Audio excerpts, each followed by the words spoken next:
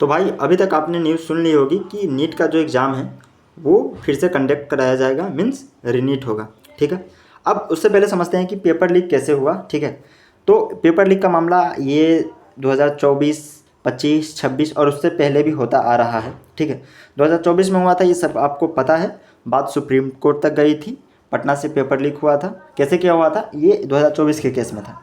फिर 2025 में भी पेपर लीक हुआ, लेकिन क्योंकि 2025 में पेपर हार्ड था इसीलिए लोगों ने उतना नोटिस नहीं किया, और मतलब सोचा कि भाई इतना हार्ड पेपर है, अगर किसी के हाथ में पहुंच भी गया होगा तो इतने बड़े लार्ज स्केल पे नहीं हुआ होगा।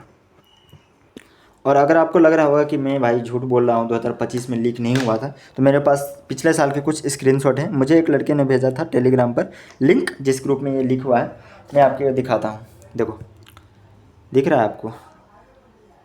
देखो भाई, सारे चीज़ को मतलब एक बाय एक पढ़ना कैसे क्या है। ठीक है, प्रॉपर बताया है, नीट लीक कोड इतना 2025, और ये आपका नीट का पेपर ये हुआ। ठीक है, और यहाँ पर मतलब बताया गया कि 99% चांस है कि क्वेश्चन आएंगे, तो इसी क्वेश्चन से आएंगे।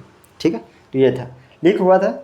लेकिन वही बात है, क्वेश्चन हार्ड था तो लोगों ने उतना नोटिस नहीं किया, बोला कि भाई किसी के हाथ में लगेगा भी अगर क्वेश्चन तो उसके उतने काम का नहीं होगा। तो देखो, ये ना जो क्वेश्चन लीक का जो कॉन्सेप्ट है वो पिरामिड टाइप से होता है। लाइक मेन जो लीकर होता है वो सबसे हाईएस्ट प्राइस में पेपर को बेचते हैं। बताया जा रहा है कि 5 लाख 6 लाख ऐसे शुरू में बिके थे।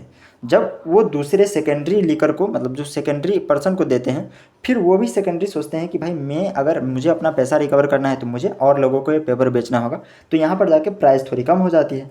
और एंड में आते आते ये जो पूरा सर्कल है, यहाँ तक आते आते सबसे कम प्राइस में मिलने लगता है। लाइक अभी बताया जा रहा है कि 40 से 50 हज़ार के आसपास में पेपर लास्ट में मिलने लगे थे। 40 से 50 हज़ार में आप 1 करोड़ का MBBS डिग्री ले सकते थे, ऐसा कुछ आप समझ सकते हैं। तो शुरू में सबसे हाईएस्ट में बिकता है और लास्ट में सबसे एंड में आके प्राइस गिर जाता है, क्योंकि ऑब्वियस सी बात है, सभी के पास पेपर आ जाते हैं और सभी चाहते हैं कि अपना पैसा कैसे भी करके रिकवर करें।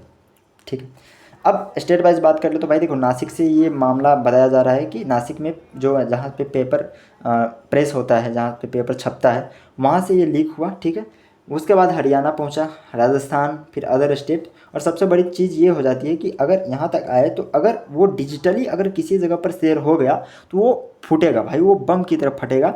और वही हुआ, डिजिटली लोगों के हाथ में आ गया और वो तब अपने हिसाब से कोई 20 हज़ार में, कोई 30 हज़ार में, कोई 50 हज़ार में बेचने लगा।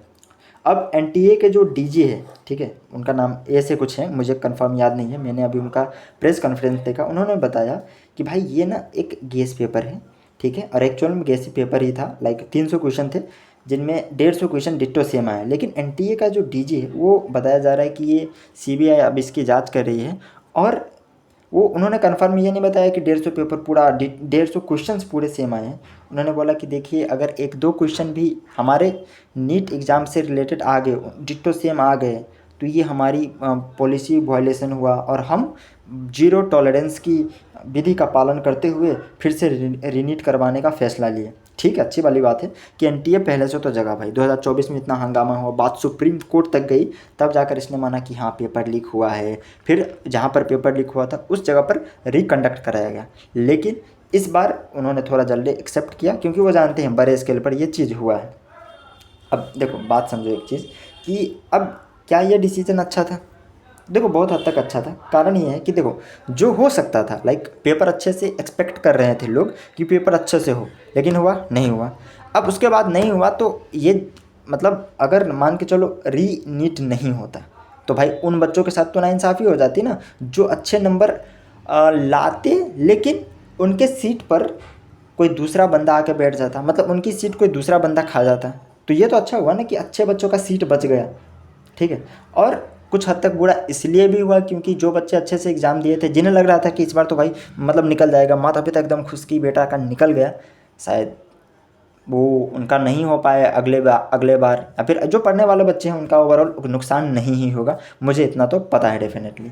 अब एक्सपेक्टेड डेट, आप लोग बहुत ही ज़्यादा उतावले हो रहेंगे कि भाई एक्सपेक्टेड डेट क्या है। तो NTA के DG ने अभी प्रेस कॉन्फ्रेंस में बताया कि भाई 7 से 10 दिनों के बीच में आपको कोई ना कोई नया अपडेट मिलेगा, वो या फिर रीनीट डेट से रिलेटेड हो या फिर आपको एडमिट कार्ड से रिलेटेड हो, जो भी हो आपको मिल जाएगा। और मेरा ये एक्सपेक्टेशन है कि भाई जो रीनीट होगा ना, वो आपको भाई रीनीट वो होगा 6 जून से 15 जून के आसपास। ठीक है, आप लोग देख लेना कैसे क्या है, एक बार मैच कर लेना, लेकिन मेरा ये प्रेडिक्शन है कि भाई इतना में तो हो ही जाना चाहिए। अब मेरा क्वेश्चन आता है कि आप करें क्या भाई, जो कंट्रोल में है ना भाई उसे कंट्रोल करो। ठीक है, आप एनटीए के कोई चेयरमैन नहीं हो जो आप वहाँ के जाके नियम बदल दोगे, बट आपको चाहिए कि आपके जो कंट्रोल में, लाइक अभी आप क्या कर सकते हो, एटलीस्ट पढ़ाई कर सकते हो, कम से कम नोट्स निकालो पुराने, पढ़ाई करो। ठीक है, मैंने एग्ज़ाम नहीं दिया था, ठीक है, तो मैं तो भाई नए सिरे से तैयारी करूँगा, लेकिन मैंने पूरा जो डाटा मेरे पास, मैंने मतलब रिसर्च किया थोड़ा मोड़ा, तो मैं जो डाटा कंपाइल हुआ मैं वो अभी आपको बता रहा हूँ। तो आपके जो कंट्रोल में है ना वो आप जितना कर सकते हो, लाइक पढ़ाई कर सकते हो, जितनी रिवीजन कर सकते हो उतना करो, बाकी जो होगा देखा जाएगा। हाँ, और मैं अपना एक पर्सनल एक्सपीरियंस बताना चाहूँगा बड़े शॉर्ट में। कई सारे लोग स्कैम कॉल करते हैं या फिर रियल है मुझे नहीं पता, लेकिन सेंटर पर सेटिंग होती है। मतलब मेरे पास एक कॉल आया था, मैंने तो एग्ज़ाम नहीं दिया था, लेकिन मेरे पास कॉल आया था कि क्या आपके घर में कोई बच्चा नीट का एग्ज़ाम दे रहा है। तो मैंने बोला कि मतलब मैंने ऐसा प्रिटेंड कराया कि भाई मैं बच्चे का फ़ादर बोल रहा हूँ। तो मैंने बोला कि मेरा बेटा देने वाला है, लेकिन वो इस साल पता नहीं नीट का फॉर्म भरा है या फिर नहीं, लेकिन आप बताइए आप क्या कर सकते हैं। तो उन्होंने बताया कि देखिए आपका बच्चा का अगर निकलने वाला है तब तो ठीक है, लेकिन अगर आपका बच्चा नहीं निकलने वाला है तो आपको कुछ पैसे देने होंगे और हम आपको बच्चे को पास करवा देंगे नीट एग्ज़ाम। मैंने बोला कि कैसे आपका सिस्टम काम करता है। उन्होंने बताया कि हम लोग सेंटर सेटिंग करते हैं, लाइक आप अपने बच्चों को बोलिएगा कि भाई आप नीट एग्ज़ाम के जहाँ पर सेंटर है आपसे जितना क्वेश्चन सही सही बने बनाओ, उसके बाद जमा कर दो। ठीक, और हमारा वहाँ पर आदमी होता है, हर सेंटर पर हमारे आदमी होते हैं, वो जाकर OMR में सही सही ऑप्शन भरेगा। ठीक है, और ऑप्शन भरने के बाद जब आपका नीट का एग्ज़ाम आएगा तो आप खुद देख लीजिएगा कि आपके बच्चे का नीट एग्ज़ाम निकल चुका है।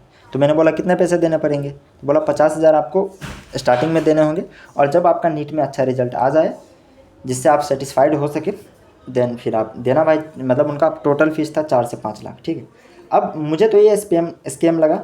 अब ये स्कैम सही हो या फिर गलत हो मुझे नहीं पता, लेकिन ये मेरा पर्सनल एक्सपीरियंस है। तो इस प्रकार से ये पूरा सिस्टम काम करता है। मैंने अभी आपको सारी चीज़ बता दिया, बाकी मिलते हैं अगले वीडियो में दोस्त, तब तक के लिए थैंक्स।